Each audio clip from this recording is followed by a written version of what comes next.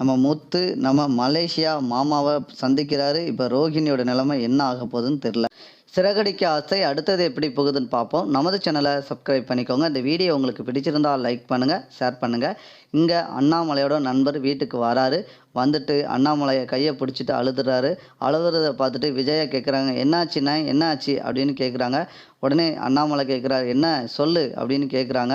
கேட்டதுக்கு, என் பொண்ணு இப்படி வீட்டை விட்டு ஓடிடுச்சு. பவானி நான் கனவுல கூட நினைக்கல இப்படி செய்வான்னு. நான் ஆசையாக வளர்த்தா இப்படி பண்ணுவாள்னு நான் இப்படி செய்வான்னு நான் எதிர்பார்க்கல அப்படின்னு சொல்கிறாரு. இதை கேட்ட அண்ணாமலை, என்னாச்சு? ஏதோ ஒரு பையனை லவ் பண்ணாலாம், இப்படி வீட்டில் இப்படி சொல்லாமல் போயிட்டா, என் மானத்தையே வாங்கிட்டா அப்படின்னு சொல்லி அழுதுட்டு இருக்காரு. உடனே முத்துட்ட சொல்கிறாரு அண்ணாமலை, இவங்க பொண்ணு எங்கே இருந்தாலும் சீக்கிரமாக கண்டுபிடிச்சி கூப்பிட்டு வந்திருப்பா. இவர் என் க்ளோஸ் நண்பர், உனக்கு தெரியாதா அப்படின்னு அண்ணாமலை சொல்கிறாரு. என் நண்பன் இப்படி அழுதுட்டு இருக்கிறத பார்த்துட்டு என்னால் மனசு கேட்கல, நீ ஃபஸ்ட்டு இதை செய் அப்படின்னு சொல்லி முத்துட்ட சொன்னோன்னே முத்து கிளம்புறாரு. இதை பார்த்த பின்னாடியே மீனாவும் கிளம்புறாங்க. அங்கே போய் ஒரு மெடிக்கலில் போய் வேலை பார்த்த நம்ம பவானி வேலை பார்த்த இடத்துல போய் கேட்குறாங்க. அவங்க பார்த்திங்கன்னா, நம்ம முத்து சிஐடி அப்படின்னு சொல்லிட்டு மீனா சொல்கிறாங்க. நான் மெடிக்கல்லேருந்து நீ வேலை பார்க்குற அந்த மெடிக்கலில் நீ நிரந்தரம் வேலை பார்க்கணும்னா நாங்கள் சொல்கிறது பவானி எங்கே இருக்கா என்ன ஏதுன்னு உண்மையை சொல்லிடு அப்படின்னு மீனா மிரட்டுறாங்க. அந்த பொண்ணு வந்து எல்லா விஷயத்தையும் சொல்கிறது. அவன் வந்து ஒரு பையனை லவ் பண்ணுறாங்க, தாம்பரத்து பக்கத்தில் தான் இருக்கிறாங்க, நீங்கள் போய் அங்கே பார்த்தா சந்திச்சிடலாம் அப்படின்னு சொல்கிறாங்க. அடுத்த சீனில் பார்த்திங்கன்னா, நம்ம மீனாவோட தங்கச்சி ஒரு இடத்துல வராங்க. அங்கே வரும்போது பார்த்திங்கன்னா, ஸ்கூட்டி எடுத்து ஓட்டிகிட்டு வந்துக்கிட்டு இருக்காங்க. வந்துட்டு இருக்கும்போது அந்த டிராஃபிக் இன்ஸ்பெக்டர் வழி மறிக்கிறாரு. மறிச்சிட்டு, நீங்கள் என்ன நல்லா இருக்கீங்களா அப்படின்னு கேட்குறாரு. யார் கேட்குறாங்கன்னா, அந்த திவ்யா கேட்குறா நம்ம அந்த போலீஸை பார்த்து. நான் நல்லா இருக்கிறதெல்லாம் இருக்கட்டும், நீங்கள் இப்போ ஹெல்மெட் இல்லாமல் வந்திருக்கீங்க, ஃபஸ்ட்டு ஃபைனை கட்டுங்க அப்படின்னு. சார் எனக்கு தெரியுதா அம்மா நல்லா இருக்காங்களா அப்படின்னு கேட்குறாங்க. அம்மாலாம் நல்லா இருக்கிறாங்க, இப்போ நான் டூட்டியில் இருக்கிறேன், நீங்கள் ஃபஸ்ட்டு இதை கட்டுங்க அப்படின்னு சொல்லி கோவத்தில் திட்டுறாங்க.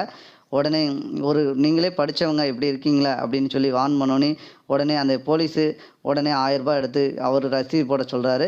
உடனே பார்த்தீங்கன்னா, எனக்கு யாரும் வந்து பணம் கொடுக்கணும் அவசியம் இல்லை, என் பணம் என்கிட்ட இருக்குது அப்படின்னு சொல்லிட்டு பணத்தை கொடுத்துட்டு திவ்யா கிளம்பியிருந்தாங்க. உடனே பக்கத்தில் இருக்க இன்ஸ்பெக்டர் சொல்கிறாரு, அவர் ரொம்ப ஸ்ட்ரிக்ட்டு டிராஃபிக் இன்ஸ்பெக்டர்லே, அவங்க அம்மாவே ஹெல்மெட் அணியாமல் வந்தால் அப்படி தான் செய்வாங்க அப்படின்னு சொல்லிட்டு நம்ம திவ்யா கோவத்தில் அந்த போலீஸை முறைச்சிட்டு கிளம்பியிருந்தாங்க. அடுத்த சீனில் பார்த்திங்கன்னா, நம்ம மணி வந்து பார்த்திங்கன்னா, அந்த ஓடிப்போன பொண்ணுடைய அவங்களுக்கு தங்கச்சி பையன் தான் அந்த பையன். லாஸ்ட்டில் அவங்க வீட்டில் இப்படி பையன் இப்படி பண்ணிட்டானேன்னு சொல்லிட்டு மணிகிட்ட அழுதுட்டு இருக்காங்க. மணி யார் அப்படின்னா, நம்ம ரோகிணிக்கு மாமாவாக நடிக்க வந்தவர் தான். இப்போ ஆக மொத்தம் பிரச்சனை பெருசாக போகுது. ஏன்னா முத்து வந்து இவங்களை தேடி போகிறாங்க.